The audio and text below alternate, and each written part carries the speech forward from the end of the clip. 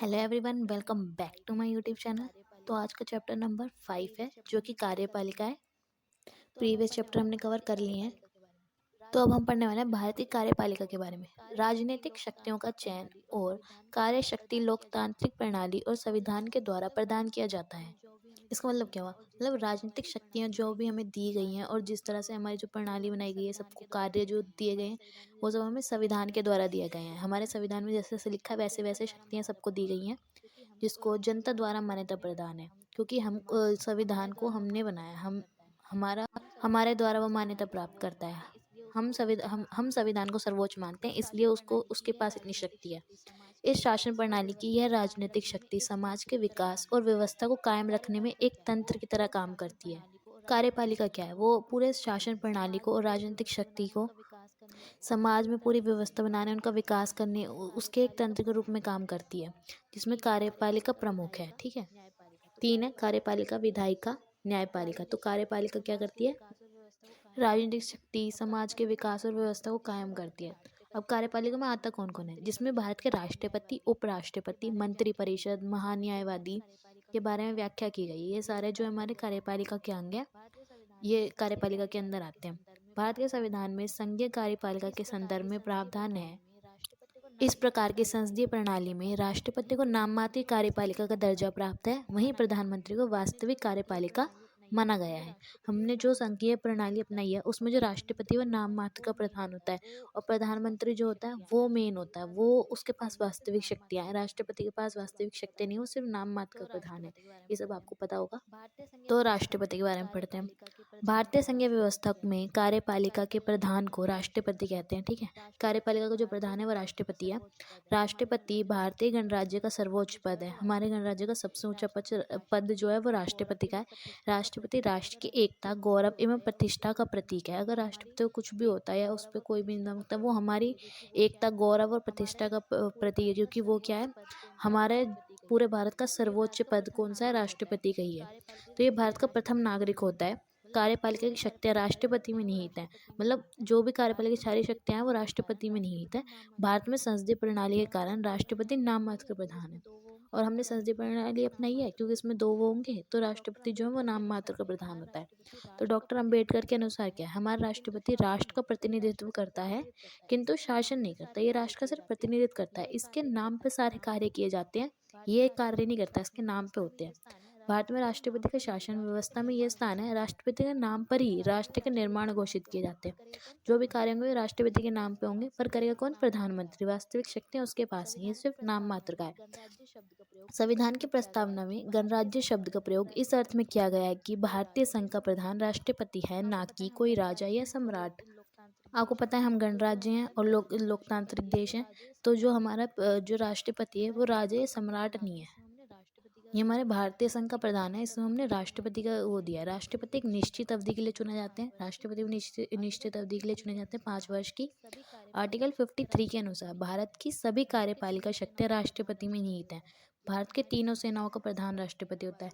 जितनी हमारी 3 सेना है ना, स्थल सेना, वायु सेना और जल सेना, उसके प्रधान जो है राष्ट्रपति हैं। और इनके शक्तियाँ और कार्य क्या है राष्ट्रपति की?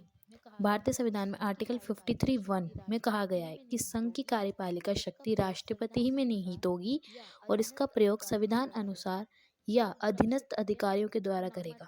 मतलब जो राष्ट्रपति है वो नाम मात्र का प्रधान है और जो कार्य करेगा संविधान के अनुसार, जो और अधिकारी होंगे वो कार्य करेंगे। मतलब प्रधानमंत्री और मंत्रिपरिषद उनके ना वो काम करवाएंगे राष्ट्रपति से। राष्ट्रपति की शक्तियाँ क्या है? कार्यपालिका शक्ति आर्टिकल 77 के तहत भारत सरकार की कार्यपालिका संबंधी कार्य राष्ट्रपति के नाम से संपादित किए जाएंगे। मतलब राष्ट्रपति के नाम से होंगे सारे कार्य। आर्टिकल 74 में बताया प्रधानमंत्री जो मंत्रिमंडल का अध्यक्ष है, राष्ट्रपति को कार्यपालिका शक्तियों को उपयोग में लाने के लिए सलाह देगा। मतलब कि जो भी शक्तियाँ हैं वो सलाह कौन देगा? प्रधानमंत्री देगा राष्ट्रपति को, क्योंकि वास्तविक तो शक्तियाँ प्रधानमंत्री के हाथ में ही हैं, क्योंकि उसको हमने चुना है। तो सैनिक शक्तियाँ क्या है? सैनिक शक्ति के अंतर्गत सैन्य बलों का प्रशासन तथा युद्ध का संचालन आता है। ठीक है। भारत का राष्ट्रपति सेना के अध्यक्षों की नियुक्ति करता है। जो भी सेना के अध्यक्ष होते हैं उनकी नियुक्ति कौन करेगा? राष्ट्रपति। राष्ट्रपति भारतीय सेना का सर्वोच्च सेनापति और सब भारतीय सेना का सर्वोच्च सेनापति भी राष्ट्रपति। राष्ट्रपति के पास बहुत सारी शक्तियाँ हैं। तो भारत के राष्ट्रपति के पास सुरक्षा सेनाओं की प्रधान शक्ति है, किंतु संविधान के अंतर्गत इस शक्ति को विधि द्वारा नियंत्रित किया जाता है। हमारी सेना सुरक्षा की शक्ति ना राष्ट्रपति के पास है, पर वो सारे कार्य विधि के अनुसार करेगा, वो अपनी मर्जी से नहीं। संविधान ने रक्षा बलों का सर्वोच्च समादेश राष्ट्रपति में निहित किया है। संविधान ने जो भी शक्तियों का वो दिया है ना सेना के और रक्षा के, वो राष्ट्रपति के अंदर निहित है, लेकिन प्रयोग विधि के अनुसार होगा। लेकिन अधिकारों को संसद द्वारा विनियमित और नियंत्रित किया जा सकता है। मतलब संसद इन अधिकारों में कटौती और वो सब कर सकती है, चेंजेस कर सकती है संशोधन के तहत। तो राष्ट्रपति की विधायी शक्तियाँ, आर्टिकल 79 के अनुसार राष्ट्रपति संसद का अभिन्न अंग है। संसद का अभिन्न अंग आपको पता है, राष्ट्रपति लोकसभा राज्यसभा संसद के अंग है, इसलिए उसे विधायी क्षेत्रों में महत्वपूर्ण अधिकार दिए गए। तो उसके पास इसलिए विधायी शक्ति भी है, क्योंकि वो हमारी विधायिका का भी अंग है। दोनों सदनों के अधिवेशन बुलाने एवं स्थगित करने का अधिकार है। लोकसभा भंग कर सकता है। क्या क्या अधिकार है?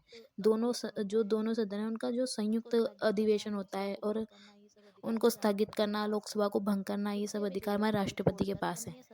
वित्तीय विधेयक को छोड़कर अन्य साधारण विधेयक को संसद में भेज सकता है। मतलब एक वित्तीय विधेयक पर सिर्फ लोकसभा का जो होता है पूरा हक होता है, बाकी और विधेयक को ये भेज सकता है संसद में, मतलब कि पुनर्विचार के लिए। संसद का अधिवेशन ना हो तब राष्ट्रपति अध्यादेश जारी कर सकता है। अगर किसी टाइम पे किसी कानून किसी विधि की आवश्यकता है और उस समय संसद का सत्र ना चल रहा हो तो राष्ट्रपति अध्यादेश जारी कर सकता है, उसके पास ये शक्ति है। राष्ट्रपति को वीटो की शक्ति आपको पता है, आर्टिकल 111 में इस शक्ति का उल्लेख है। 111 में आर्टिकल नंबर 111 में इस शक्ति का उल्लेख है। 3 तरह की वीटो है राष्ट्रपति के पास। निरपेक्ष वीटो, जो विधेयक पर अनुमति ना दे, मतलब निरपेक्ष वीटो का मतलब है कि वो विधेयक को अस्वीकार कर रहा है। निलंबनकारी वीटो, इसमें वो पुनर्विचार के लिए लौटा देगा उसको। और पॉकेट वीटो का मतलब है वो अपने पास ही रख लेगा, उसको ना मना करेगा ना भेजेगा वापस पुनर्विचार के लिए, कुछ नहीं करेगा, अपने पास रख लेगा। पॉकेट वीटो का मतलब। फिर आपातकालीन शक्ति हमारे राष्ट्रपति के पास सबसे मेन तो संविधान के भाग 18 के आर्टिकल 352 से 360 तक आपातकालीन स्थिति उत्पन्न होने पर इससे निपटने के लिए राष्ट्रपति को विस्तृत अधिकार प्रदान किए गए हैं। आर्टिकल 352 से 360 तक आपातकालीन शक्तियों का पूरा विवरण दिया गया है हमारे संविधान के अंदर। भारत में जितनी आलोचना आपातकाल व्यवस्था की हुई है उतनी किसी व्यवस्था की नहीं हुई है अभी तक। तो एच.वी. कामत ने कहा था कि संसार के किसी और लोकतांत्रिक देश में इस तरह की व्यवस्था देखने को नहीं मिलती। आपातकाल की व्यवस्था हर जगह नहीं है। आर्टिकल 352 क्या है? आक्रमण या सशस्त्र विद्रोह से भारत या उसके राज्य क्षेत्र किसी भाग की सुरक्षा संकट में हो तो राष्ट्रपति आपातकाल की स्थिति की घोषणा कर सकता है। मतलब आक्रमण हुआ हो या सशस्त्र विद्रोह हो गया हो, मतलब कि हिंसा वाला विद्रोह हो गया हो, भारत के अंदर या बाहर से आक्रमण हुआ हो, तो उस स्थिति में आपातकाल लगा सकते हैं राष्ट्रपति। यह उद्घोषणा घटना के पूर्व अथवा आकांक्षा पर भी हो सकती है। मतलब घटना हो गई है तब तो हो सकती है। दूसरा, उनको ऐसा शक है कि हो सकती है तो भी हो सकती है। राज्यों में संवैधानिक तंत्र के विफल होने पर भी हो सकती है। इसको बोलते हैं राष्ट्रपति शासन, जो राज्य में कहीं कहीं लगाया जाता है ना।